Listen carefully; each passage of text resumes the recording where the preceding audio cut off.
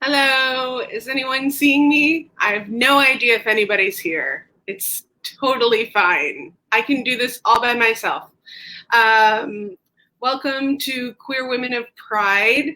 I'm Pandora Scooter, and I'm a spoken word artist. And I am from New Jersey and Washington, D.C., and New Haven, Connecticut. And it's Pride Month. So we're doing the Queer Women of Pride. And oh, people see me. That's so awesome. Thank you. Hi. Hi. So this first piece is a piece that I wrote way back when I first started doing spoken word. It's called Pick. I pick at my life like I pick my nose, rabid and focused and not at a sight, but out in the open for all to see, fingers lodged firmly. Can't be concerned with the judgment and glares, just have to pick at what I wish weren't there, evasive globs of hard and soft gunk that keep me from breathing. I ain't no punk who cares more for appearances than comfort and ease, so I try not to care who I don't appease. As I dig, pick, cajole, different strategies, each finger's a tool that I use to tease the clutter that gets itself stuck inside. Spring cleaning time, time to say bye-bye. And then, for a moment, I feel free and clear. No reason to pick. I feel comfortable here. But let night or a week go on past, more shit accumulates, and I have to blast it out again. And so it goes. That's how I pick at my life, like I pick my nose.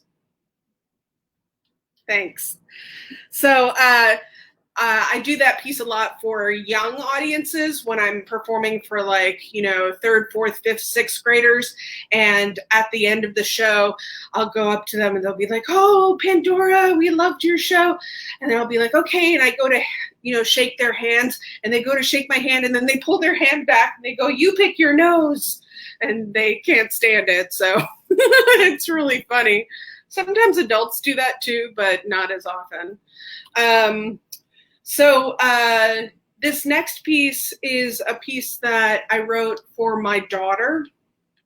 And when she was really little, she just loved the color pink. And I was very much into wearing all black and, just being not femmy at all. And so I wrote this piece called Pink. Pink in my closet. How can that be? That's a girly color, not for me. I'm all blacks, blues, and browns, wear leather boots into town, but here are fancy Sunday shoes, and pink is their hue. And all of these dresses taking up so much space. Could I possibly use flannel pants to replace the pink in my closet that's infiltrating my style? No, I think you'd notice and lose your smile. So pink it is, my baby girl. Pinks, whites, and tights under dresses that twirl. As you dance to the sound of your boundless heart, it's pink in my closet from which I cannot part. So I've been doing that piece for a whole bunch of years, and there was one day I was at a gig and I did that piece, and this woman came up to my merch table afterwards, and she came up and she goes, "Yes, I want to talk to you about that piece, Pink." And I was like, "Okay, what would you like to know about that piece?" And she said, "Is it about your labia?" And I was like, did you miss the intro about it's about my kid? No, it's not about my labia. How many labias have you seen? What exactly are you talking about? I've never seen a IKEA labia before. So, because it was about closets, right? So anyway, I thought that was really crazy. Very, very strange. And so those were pieces that I wrote as I was coming out. I wrote this next piece also as I was coming out.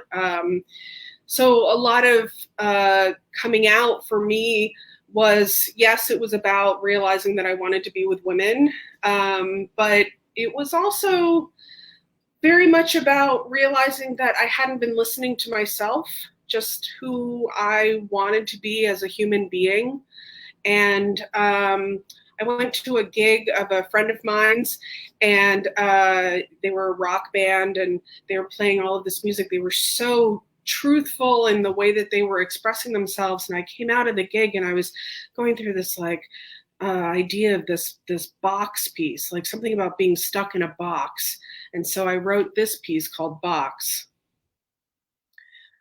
Once I had this box, it was just covered with all these locks. There was no key in sight, kept it hidden with all my might. Did not want to know what's in it, did not want it to exist. Dust built up and buried it, dusted off, and I would flip. Sitting in the middle of me, sucking down my history, showing me what could not be. Something hissing, open me, open me, open me, open me, grew too big, filled up my chest, could not know it was my test. Would I ever get to rest, never taking on its quest? Search and search the lands I knew, looking for that key or two to break, unlock that box that grew. Laughter, hissing, open you, open you, open you, open you. No key, no code, no breakthrough sword. Looking at my life, got bored, thinking that there must be more. Trapped inside that box is stored a part of me that I've ignored. Girl, oh girl, was I mad floored when the key was in my thoughts. Thinking them dissolved those locks. Inching towards that steaming box, blew away its weighted top, a stench that was unbearable, a light that wrapped me terrible. Couldn't move, couldn't run, couldn't stop what I'd begun, knew that I would be undone, even as that box is fun, this is fun, this is fun, this is fun. That stench, it grew and took me over, planets turned in a different order, time stopped.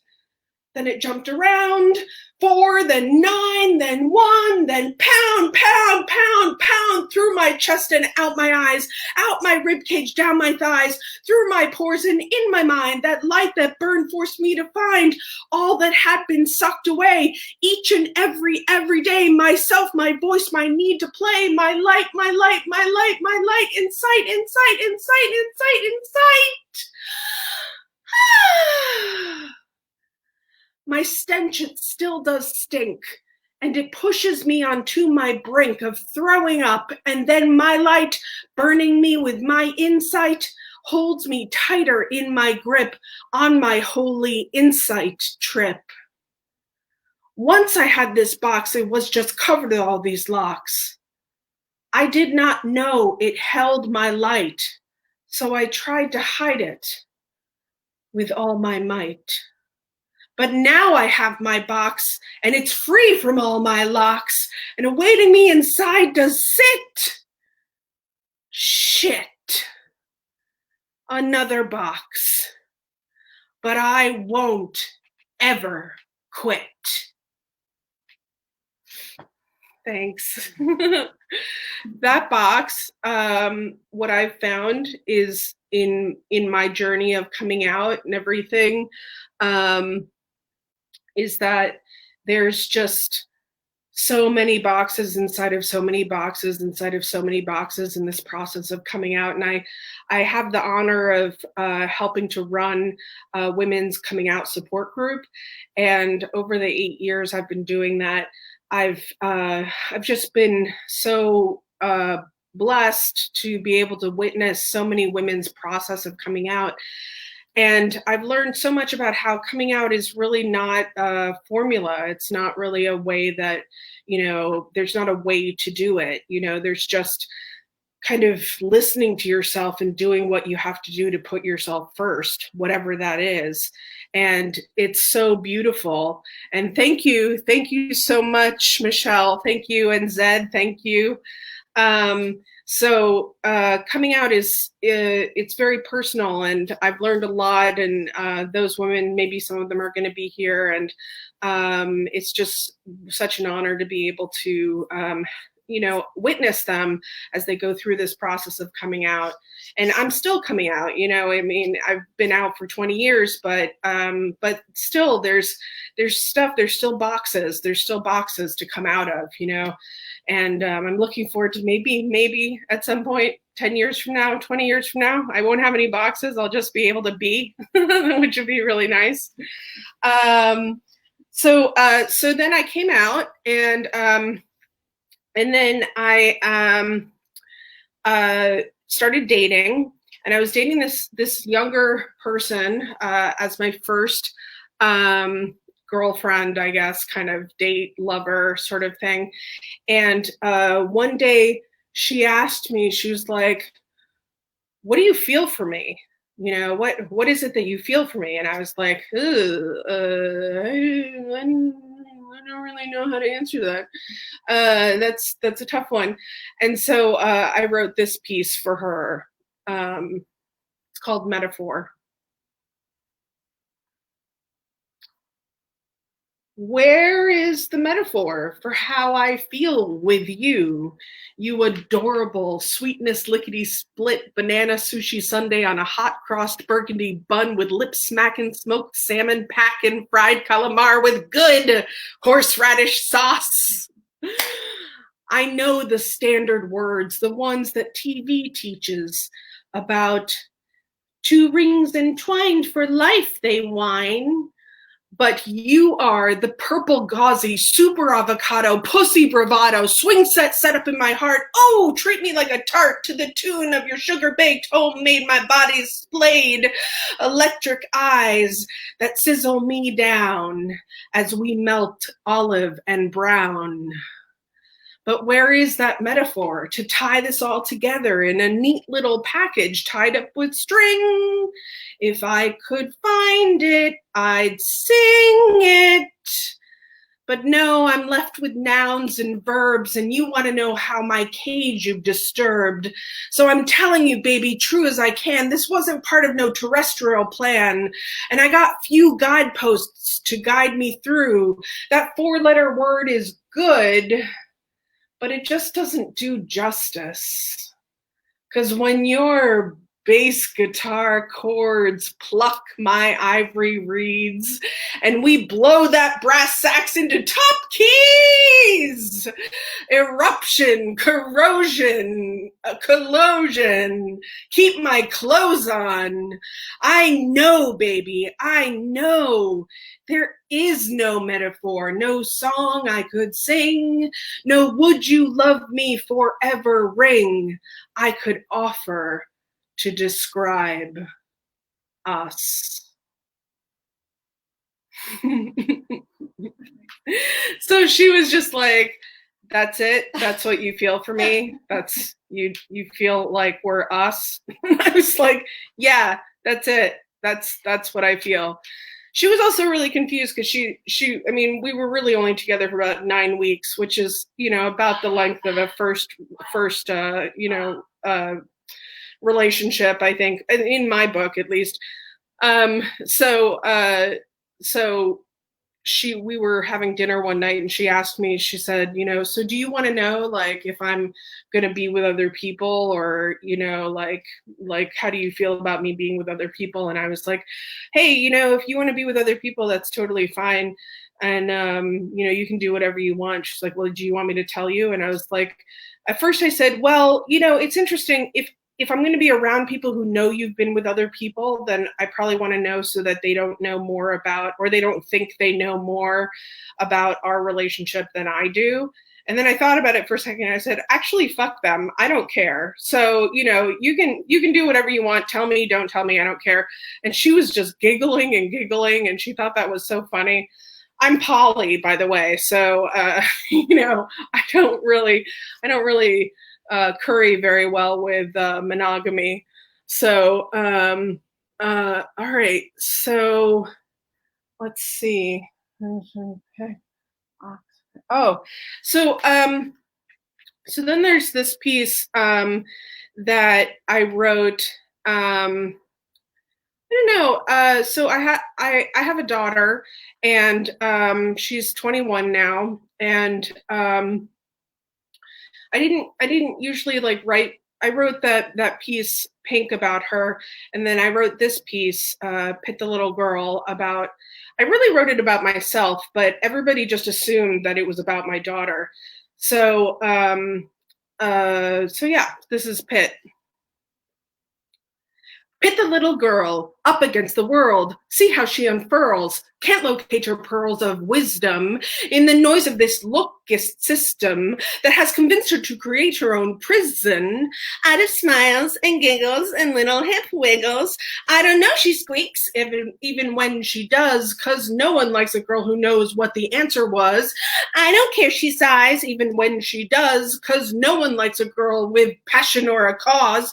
Where does she turn? From whom does she learn that her body and voice don't have to earn the right to take up space?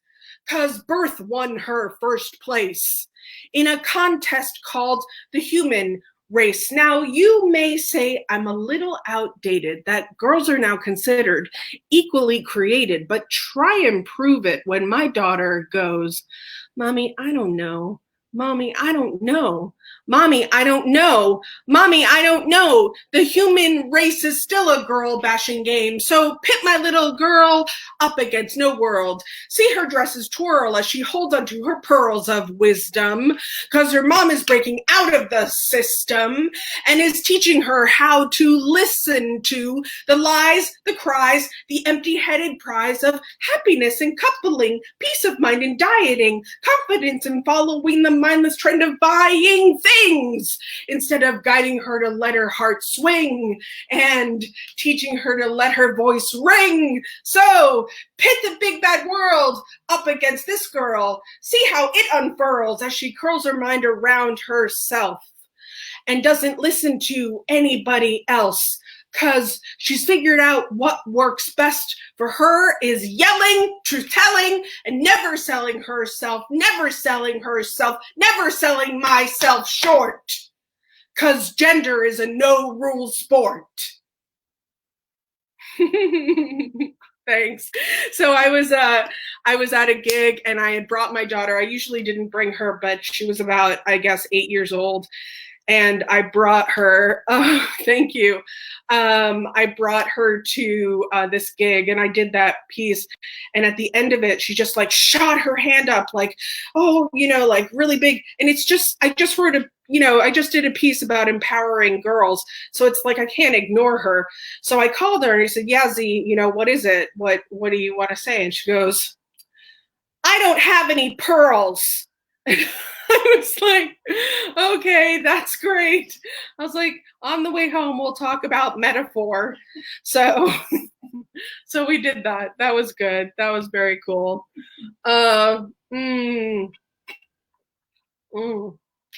You guys are you're doing great with this virtual stuff.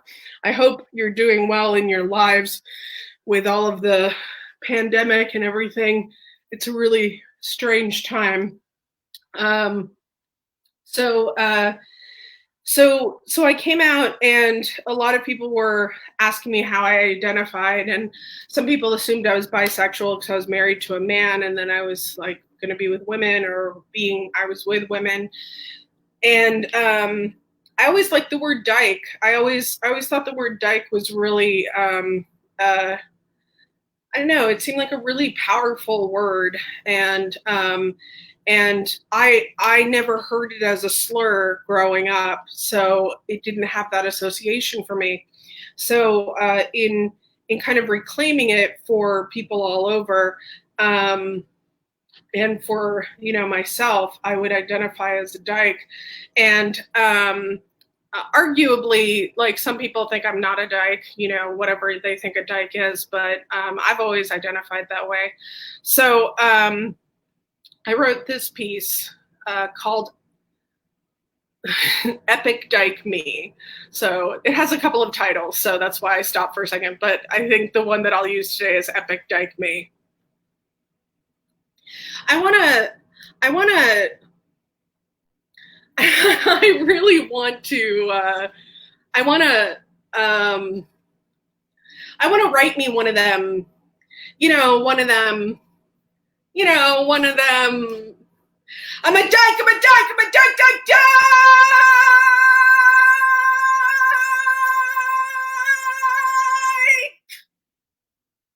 Poems, the kind that gets up in your face so close you can taste the organic pussy I wish I ate yesterday.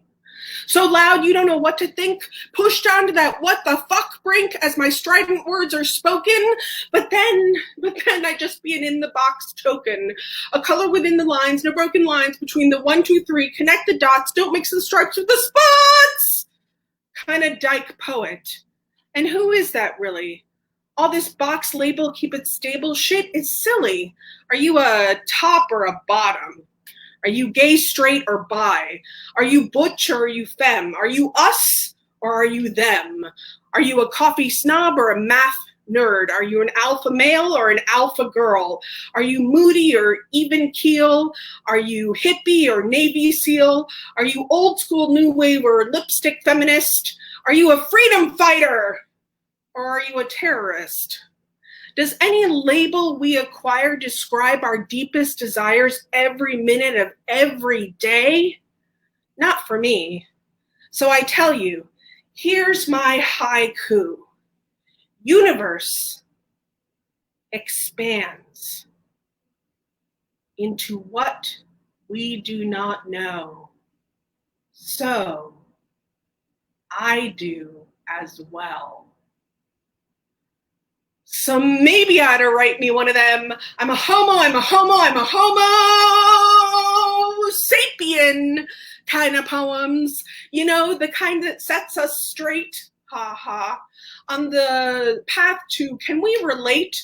Can our energies perpetuate constructive, productive, seductive moments? Can we just be in each other's presence and leave that label, keep it stable song unsung? Because what do you know by knowing the what? What job, what sign, what sex, what type? Don't tell me how you're boxed. Just breathe me through retinas and sternums locked, and then proceed. Let your heart lead. Because I don't know about your brain, but my brain is impressionable, sucking in the unquestionable dictates of mass unconsciousness, and sucking in leads to believing, and believing leads to decisions, and decisions make me choose, as if there is ever anything to lose besides the chance to live. But check this out, my heart is a sieve. It keeps what it wants and lets the rest run through. It might not always make sense, but it tells me what to pursue. And right now, what it tells me is that I want you to feel me. Play yourself on me and see how you sound. And I'll see how I sound. And we can see how we sound. Can we do us? Can we just do us? Oh! But what of my dyke poem? It's becoming a carpe diem maelstrom. Comfort zone stereotypes traded in for anti-box label caped stable snipes. Woman, if I'm anything, I'm a dingling on the who am I swing, until I'm a peacock-colored Tarzan swinging with a Jane on my hip, until I'm Jane swinging by my own grip, giving lip to all that flips me out. Because I want to shout in black and white, I'm a dyke, I'm a dyke, I'm a dyke! But all that comes out is polychromatic diphthong visions. And voicing them is my mission. I am becoming. I am becoming. I am becoming what I can't yet envision. But this is a world where 1 and 1 make 2, in which I don't know what to do, because I want 1 and 1 to make what they are, 1 and 1, or 23, or 13 or 5'11". These are my terrestrial heaven because nothing but themselves fits into them. And I can't multiply anything to make them come again. They are all they are times one, and I am like them. Prime. So, if Dyke won't do it, maybe I'm a formerly straight sub, then faux femme top, currently bi-hetero, omni-polysexual queer, whose sexuality is just questionable or clear kind of poet. But that's bullshit and you know it. I really am just a dingling on the who am I, who am I, who am I swing. Singing out my thoughts as fast as they'll allow before death. That shit makes me take that final bow. And if you need or want a label to refer to when referring me to me and referring me to you, I offer human and Pandora scooter. Rhymescape philosopher, carpe diem tutor, samurai doer. I am a woman who lives inside every question, following the trail of any suggestion that may take me beyond any Dyke poem. Thank you so much. Thank you. That was so much fun. It was really awesome. I had a great time. I hope you had a great time. Coming up next is an interview with Monica Pickett, and she is going to be interviewed by Rita Amethyst. So I hope you enjoy that and enjoy the rest of the festival. And thank you so much, Rita Amethyst, for all of this amazing work that you've done and all the other artists. It's a great lineup. Have a great day. Happy Pride.